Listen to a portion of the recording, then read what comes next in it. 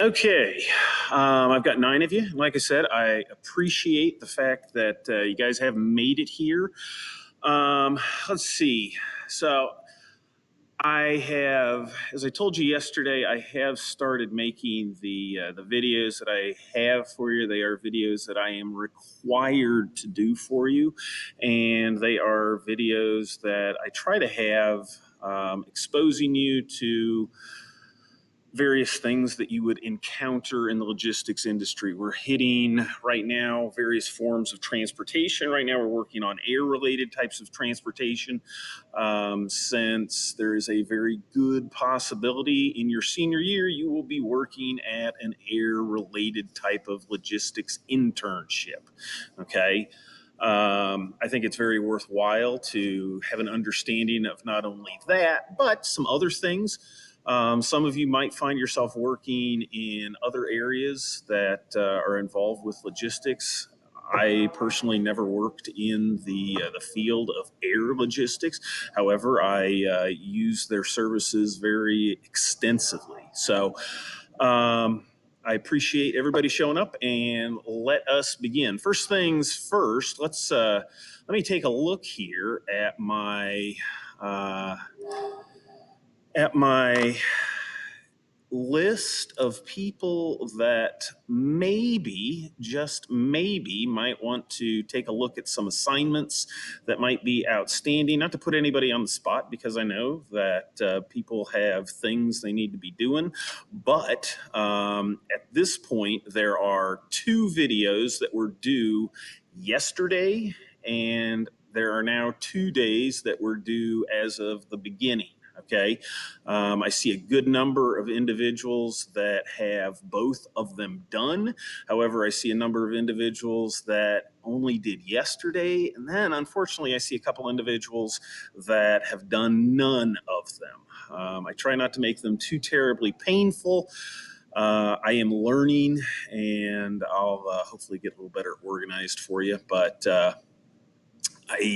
yeah, so the consequences. Let's just use Ian here. Ian, he's on here, right?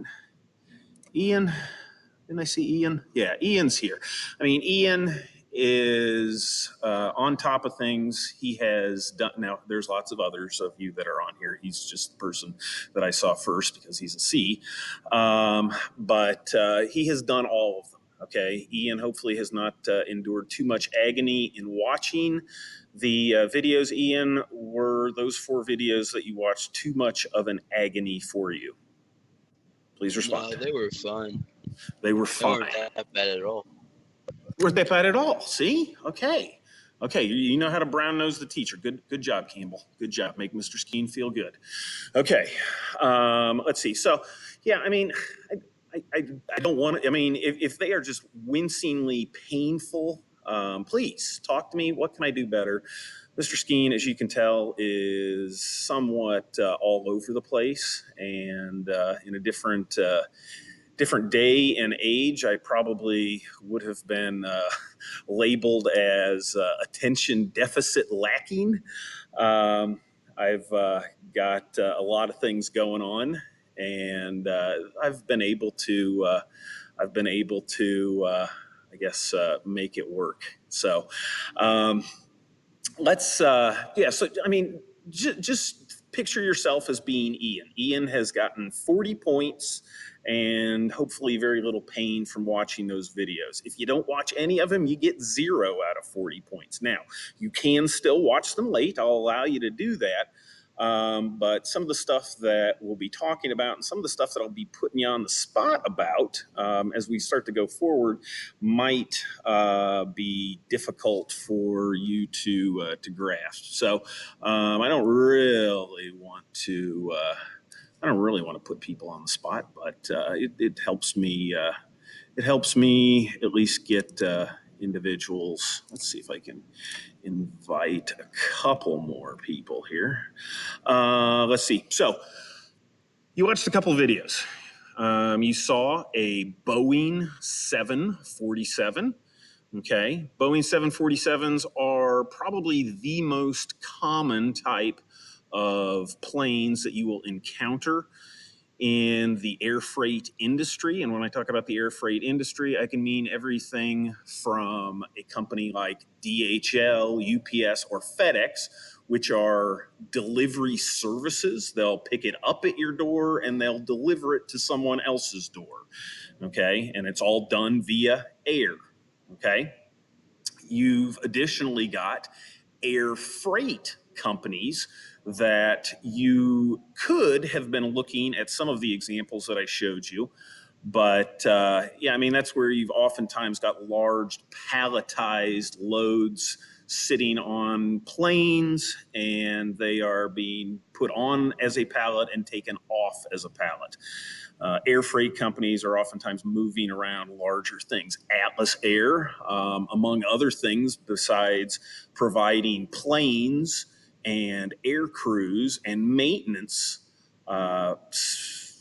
services to companies like DHL and FedEx, they additionally have an air freight part of their company where I could, if I was a customer and I had, let's just say here, I've got stacks of chairs behind me. Say these stacks of chairs are all of a sudden really important. I need to get them across the United States, but it's not just 2 chairs. It might be, I don't know, it might be 200 chairs, and you can fit maybe about 50 chairs on a pallet or a shipping or inside of some sort of a shipping container. I will tell you, if I needed to get it there rather quickly, I probably would not send it UPS, DHL, or FedEx. They would eat me alive and probably charge me a single fee for every single chair. But since I've got it stacked up nicely on a pallet, I can turn it over to a company like Atlas Air.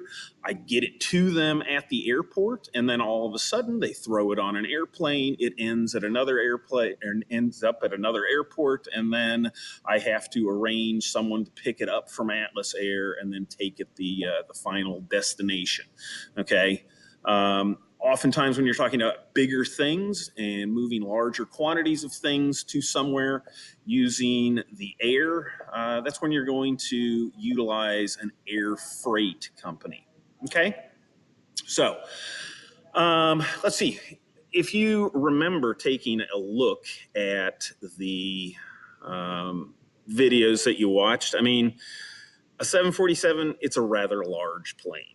Okay, I mean, were there seats on these planes? Somebody tell me.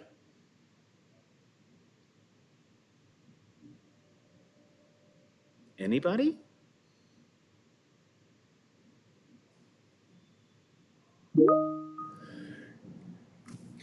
Casey Summers said something. What did Casey Summers said? Casey Summers says yes. Okay, and that is true. I mean, it is possible. Some companies like UPS and FedEx actually allow their employees to periodically ride in some of the very few seats that are actually on these planes. They allow their employees to actually ride in them. They don't allow family members or anything like that, but they do allow their employees to, if there is an open seat on one of these planes, and I should definitely say there's not a ton of them, okay, but there's a small handful of them. They sometimes allow their employees to do that if they're not filled, but primarily, what types of people end up sitting in these extra seats that are on these planes? Okay, it's a rather important thing when you talk about moving things via the air. Can somebody tell me who generally might be sitting in these types of seats? Who could I call on? I can look up to see who's watched the videos, and then I can just call on you specifically. Nobody wants to? Nobody's going to own up to that? Oh, come on. Is it the people that move the shipments out of the plane? Well, what happens? No, I mean, these are actually people that actually are on the plane while it's up in the air. And it's not the people that offload stuff or onload stuff for that matter. mean, these bonus seats that are in these planes that sometimes, as I said, get given away to employees of the company, these are oftentimes utilized by air crews. Okay, as we're going to talk about truck here in a little bit. Oh, Tiana is in now. Okay, so as we talk about this sort of stuff, it's important to know that if I was a pilot, I probably would not be a pilot. I wear glasses. That's usually a big deal. But you can wear glasses and be a pilot. But I don't have the greatest of eyesight, so I probably wouldn't be a candidate for being a pilot. But there are all sorts of rules worldwide that govern things that a pilot can and that a pilot cannot do. And when I talk about a pilot, there's like a co-pilot, there's like a navigator, there's generally maybe another person in the cabin. There are restrictions into how many hours a person that flies or helps fly a plane can actually be in the cockpit. Okay, and then you are actually forced to get out of the cockpit and actually are mandated to rest. Okay, it varies by country, but it's the country of origin that governs it, and also it's taken into account the country where the plane will be landing as far as it. But generally speaking, you can fly in a 24-hour period no more than 10 hours in a single 24-hour period, and you can fly no more than 7 hours consecutively. Okay, so there are very strict guidelines for that sort of thing. So that's why a lot of these air cargo planes have extra seats. And as you saw in one of the videos, there was not necessarily, it wasn't anything terribly exciting. They were just chairs. There might be, I think there was a coffee pot on there, maybe a refrigerator. But that is pretty much it as far as the individuals that are going to be on those planes. So, but it helps them, it provides the pilots that are actually flying. I mean, there are some times where planes, if it's important enough, will fly practically distances that they are flying nonstop for 16, 20 straight hours. And they sometimes have to have extra pilots that in the middle of the flight will take over. Additionally, these air freight companies sometimes shuttle these pilots around to ensure that they have pilots at the right destinations. So if one plane comes back, another set of crew can hop onto that plane and then just take off again. I mean, it's a constant chess match where they're moving resources around, and there are people in logistics that have to ensure that there are pilots, because if you are found to be in violation of these laws that are causing your pilots for your company to not be following the law, you will be fined a great deal of money by various entities across the world. So you don't want that, and they might even not allow your planes to land in their country. So they really follow up with the hours of service a great deal, and that governs a lot of different other parts of logistics as well. Humans such as ourselves that work on the ground, there's nothing that pretty much regulates us. People such as myself, we would have to work very long hours. But if you were a pilot or doing something in an airplane or driving a truck, there are lots of laws that govern how long you can work. Okay, now we looked inside of a 747, very large plane. Okay, I mean, when I say it looks like it looks cavernous. If I say something looks cavernous, what does that mean? Cavernous. Have you ever heard of the word cavern? That mean anything to you? Okay, I mean, I picture it as being sort of cave-like. Okay, cavernous is cave-like. I mean, these planes can literally swallow freight, and if you think these big 53-foot long trailers that you see on the road can swallow freight, which they can, airplanes generally can fit about 3 of those 53-foot trailers inside of them if we're talking about a Boeing 747. Okay. So, I mean, there's lots of space. Okay. And one of the things that I think I put on the weekly schedule, if you guys were to actually navigate in Canvas over to the weekly schedule in our Logistics 1 class, you would see I put an exciting picture. And all of you are saying, oh my gosh, not another exciting picture, Mr. Skeen. Yes, an exciting picture.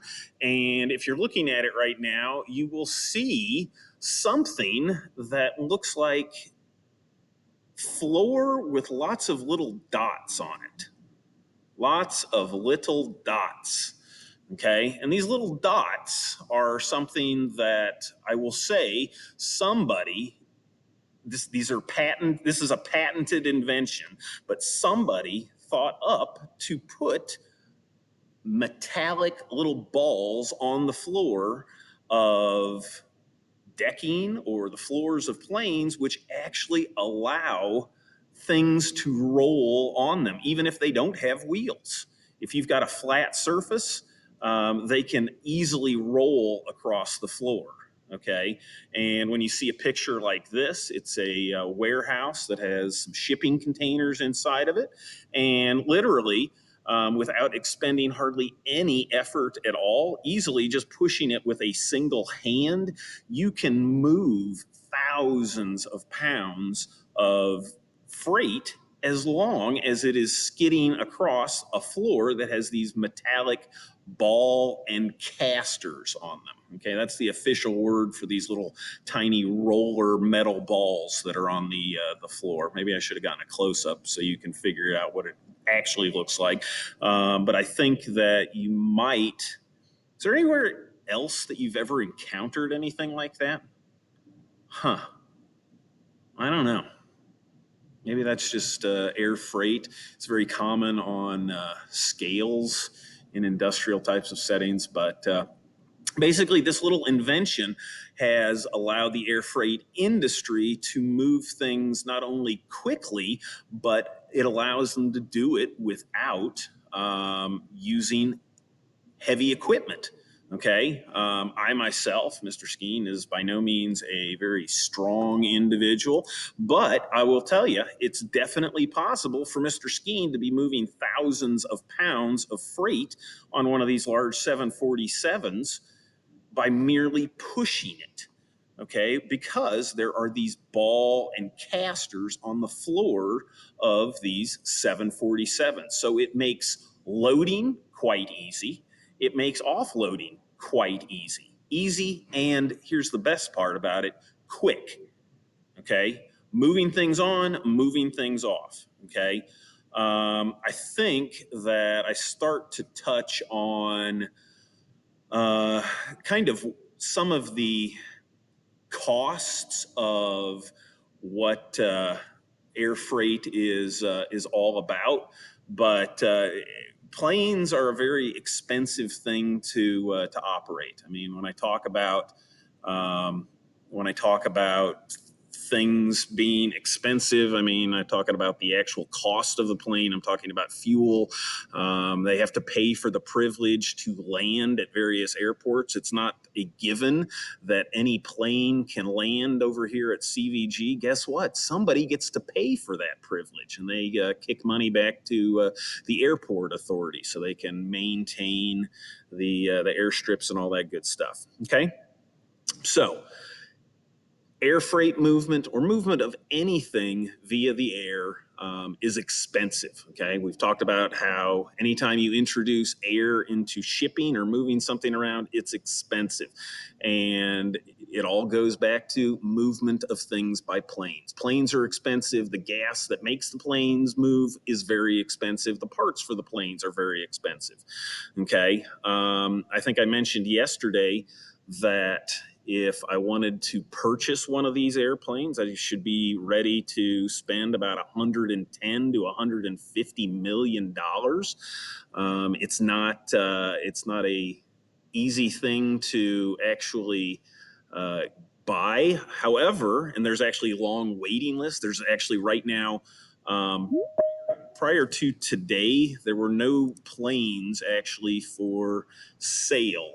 No 747s actually for sale in the world. However, I did just read something today that the country of Iran all of a sudden dug out of storage three 747s that were last flown in 1989. They're selling them, and they're selling them each for about $80 million. They don't fly, but they are for sale. So if you want to go to Iran, pay $80 million and then a whole bunch of money to make them fly, that plane could be yours. Okay. So a couple things to just be thinking about. Getting things on, getting things off is extremely important. One of the things in one of the videos that you saw, I mean, planes, they've got landing gear. Planes do not have lots of things that are easily accessible by humans such as yourself and myself. Okay, we've got to somehow get this freight that our customers have actually paid money for us to move. It requires us to somehow get the freight from the tarmac or from the ground of the airport up to the plane. Okay, and you saw a variety of contraptions that were being utilized.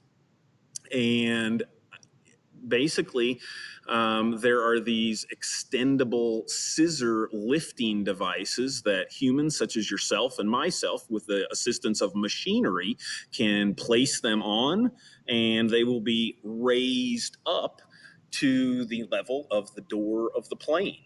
Okay. It's something that takes a little bit of time, but it's something that is in use every darn day. If you drive by the airport, especially past the freight area, you will see all of these scissor lifting type devices that are moving things from the ground and putting them into the actual planes. Okay. And there are people that is their job responsibility. It's a lot of responsibility. There's all sorts of safety concerns, but it's something that is done every single day in the world of air freight. Okay. So a couple of things to be thinking about. They raise them up, and then they slide them onto the plane, and then it comes to human beings, again, exerting force, oftentimes with just their hands, sliding these things into place. And then once they are in place, they lock them down. These things kind of have like little switches on them that don't allow them to roll on these ball and caster type things that are on the floor. And then all of a sudden they become very secure in place. Okay, they might anchor some of them down, but most of them, you just flip this little switch on these containers or on these pallets, and lo and behold, those things aren't moving.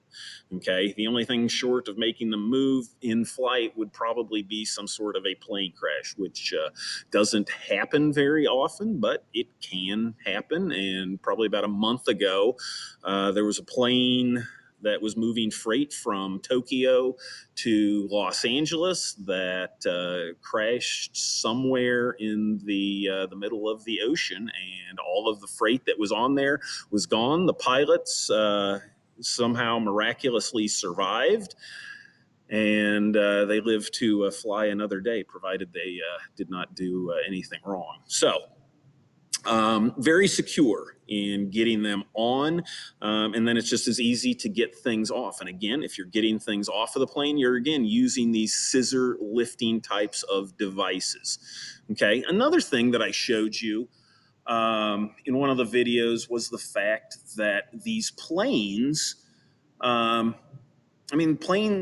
can't say it enough. Planes are expensive to use. I cannot say it enough. So what is the goal for these air freight companies? Their goal is to make sure that every blessed inch that they can possibly make be utilized on these planes is being utilized. Okay. So a lot of times you saw lots of things that are very strangely shaped. I mean, sometimes in the world of logistics, you like to have nice square looking shipping things leaving out of the building. However, in the world of air freight, you don't want to have nice square things, because if you have square things, you'll be probably wasting a lot of space, especially up by the ceiling.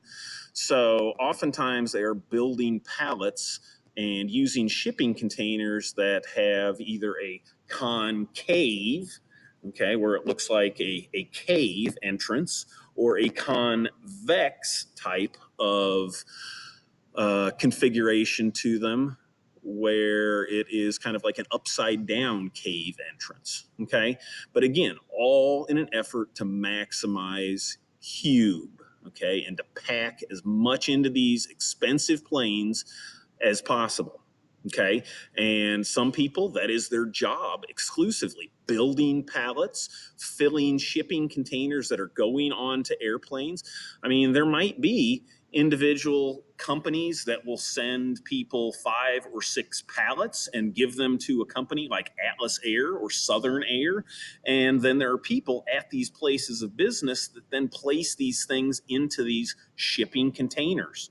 Okay, as they put them onto the plane, they get loaded, they get rolled in place, you shut the door, and off it goes. Okay, there's a lot of manual labor that is involved with getting the cube in airplanes cubed out. Okay, so a couple other things to think about. One thing that one of the videos shows is the opening up of one of these containers or one of these airplanes from the nose.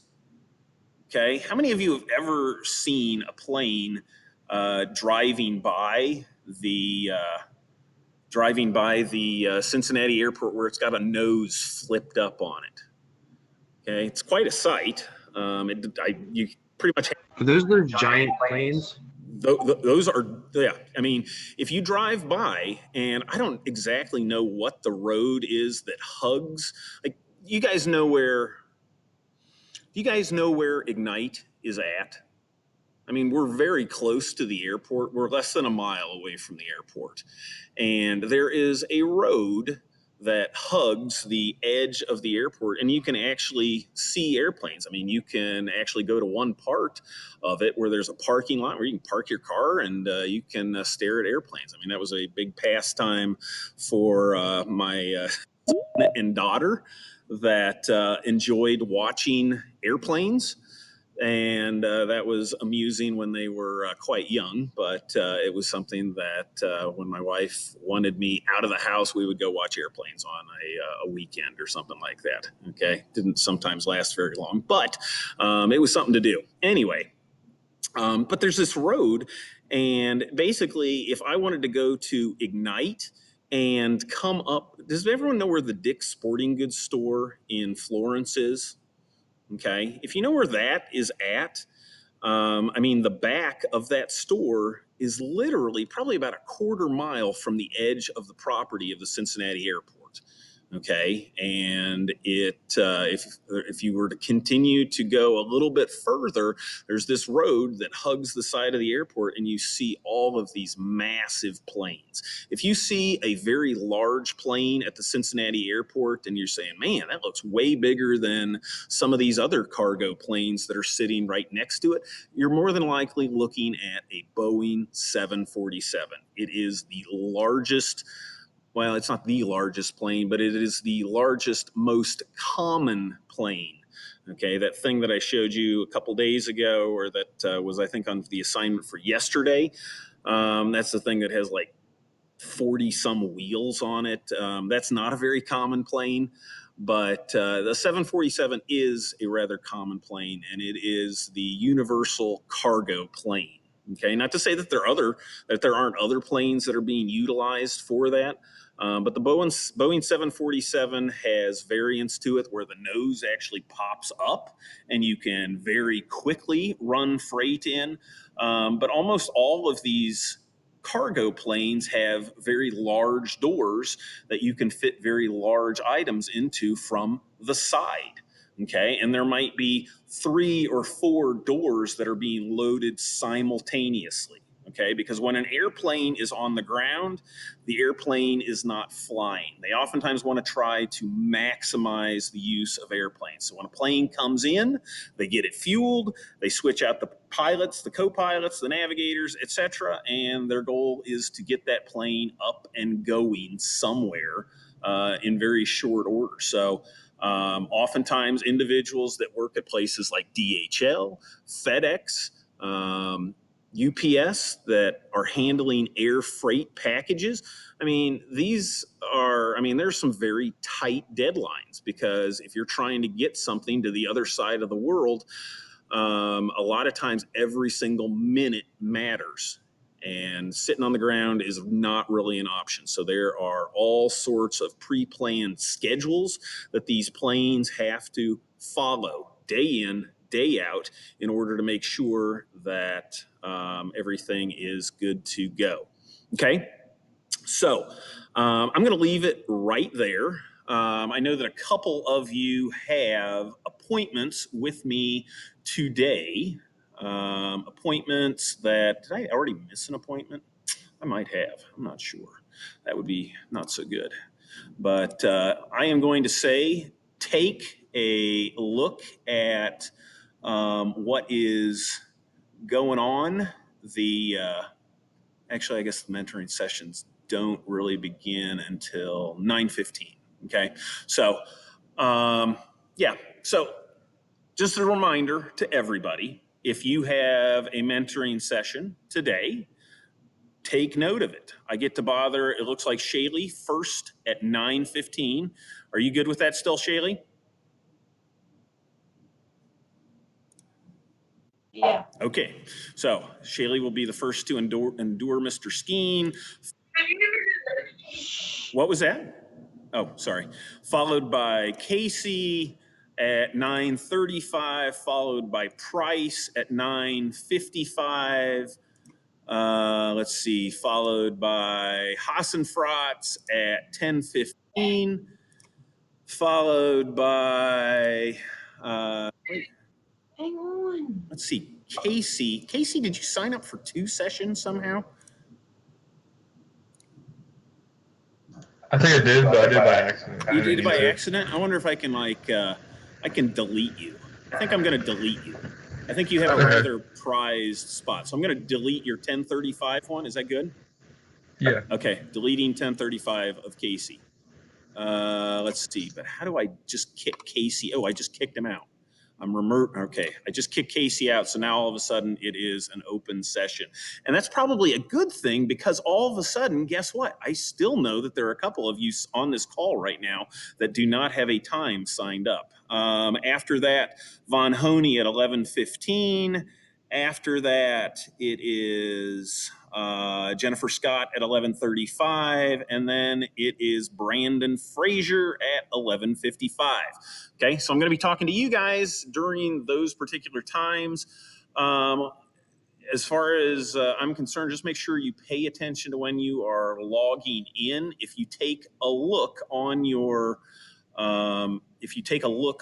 calendar, you should be able to see a, let's see, where the heck is it?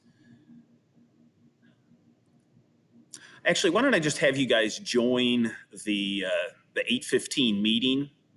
Okay, join that for your call and just pop on at 9:15, 9:35, 9:55, 10:15. Okay, we'll just leave it up and open. You'll be able to access it. I will be there.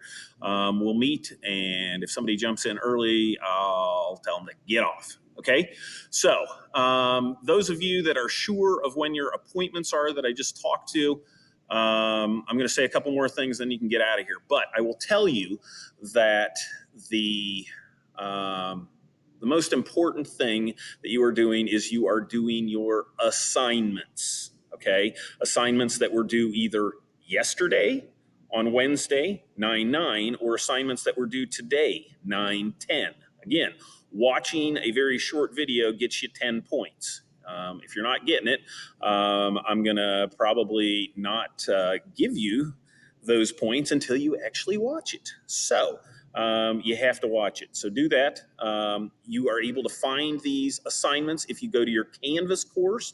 You look at assignments and you will actually see things that are upcoming, things that are past due. If you haven't any sort of recollection as having watched these videos, you better probably go to the overdue assignment portion of the assignments. Again, you've got to click on assignments inside the Google, or not Google, inside the Canvas course for Logistics 1. Okay, and you will be able to see those assignments. Also, I know a couple of you have not signed up. Okay, if you have not signed up at this point, I will tell you that actually, why don't I just do this right now? I am going to give you an idea of who has indeed signed up. Okay. If I do not call your name, I will tell you that you probably need to be thinking about signing up for one. Okay. So I have Shaylee, I have Casey, I have Price, I have Mr. Hassenfratz, I have Mr. Von Honey. Okay. I have Miss Scott, I have Mr. Frazier. And then if we look at tomorrow, I have Logan, I have Ian Campbell, I have Keith Washington, I have Austin Akerson. Okay, I know for a fact that there are a couple of you on here. Tiana, I can walk you through into signing that up. Do I remember calling? Actually, I think I have called everyone else. Frazier, did I call your name? Yeah. Yeah. Okay. So Tiana, I would definitely like to work with you to get you signed up for those. Does anyone have any questions on how to access the videos? Not only for 9/9 and 9/10, but also ones that I want you to watch for tomorrow. Okay.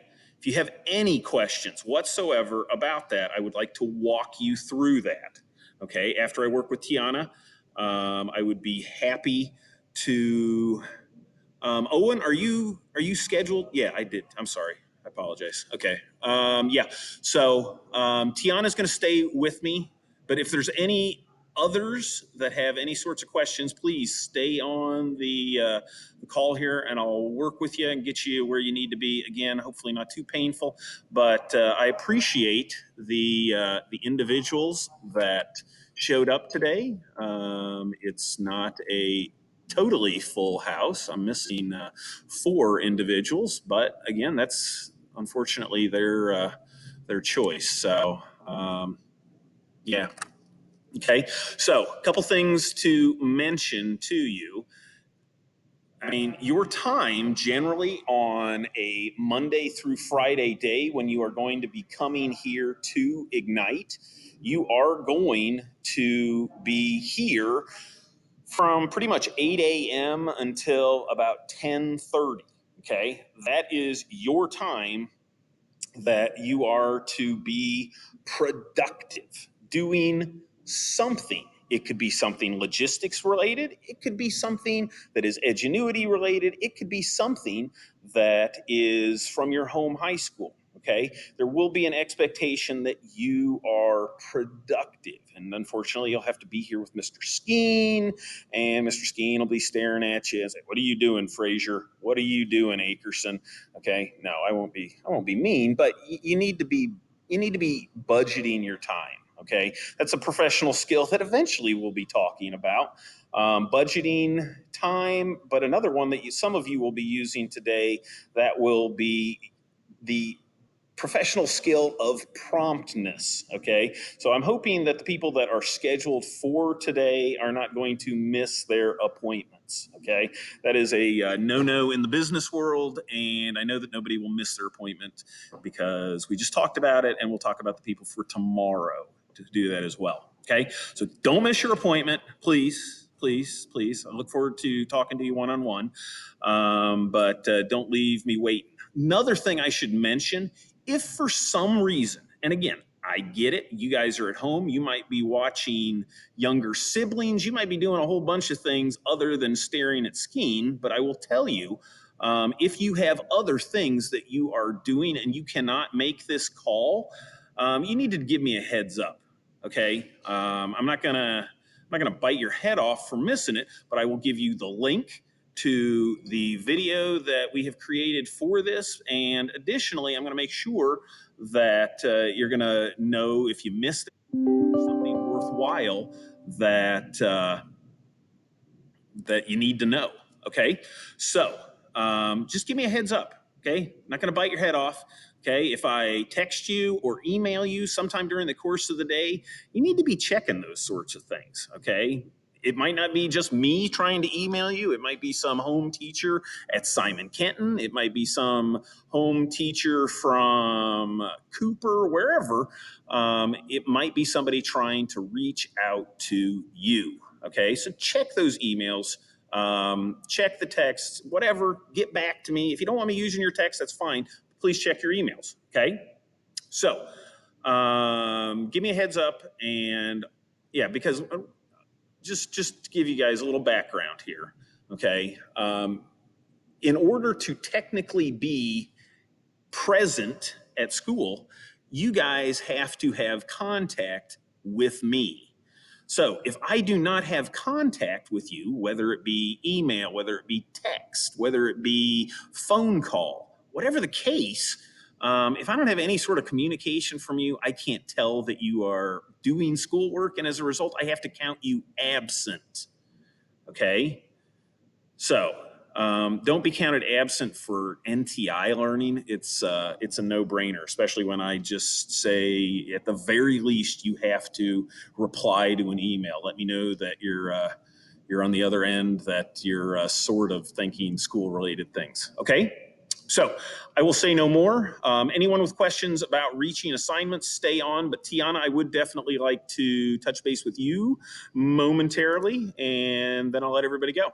Okay, so if you have no questions, you can get out of here. Tiana, if you could stay on here.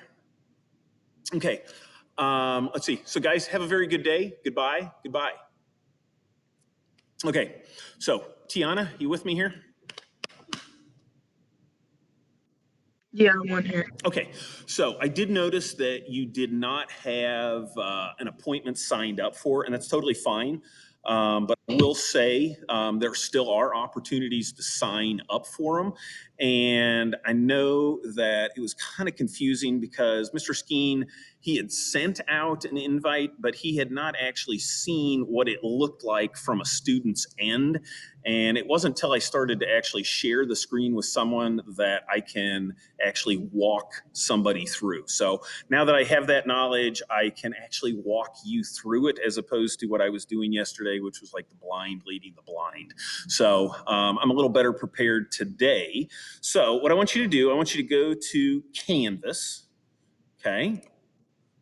And in the far left side, you have got something that says calendar. Okay, the far left side of your screen, it says calendar. And I want you to click on that. Got it. Okay. Now, the next thing that you're going to do you notice on your screen after you clicked calendar, there is kind of a miniaturized calendar in the upper right-hand corner of where you're at on your screen? For me, it says September 2020. Do you see that? Yeah. Yeah? Okay. Right underneath that is a little button. What's right underneath that calendar? I've already forgotten what it says. Does it say something like appointment times or get appointment or something like that? Wait. Can I share my? Absolutely, absolutely.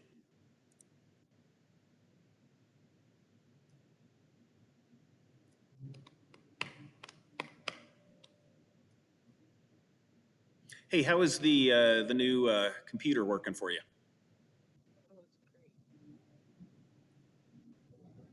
Is it sharing? Yeah, yep, I got you. Okay. Okay, So what? so I want you to scroll all the way up to the top.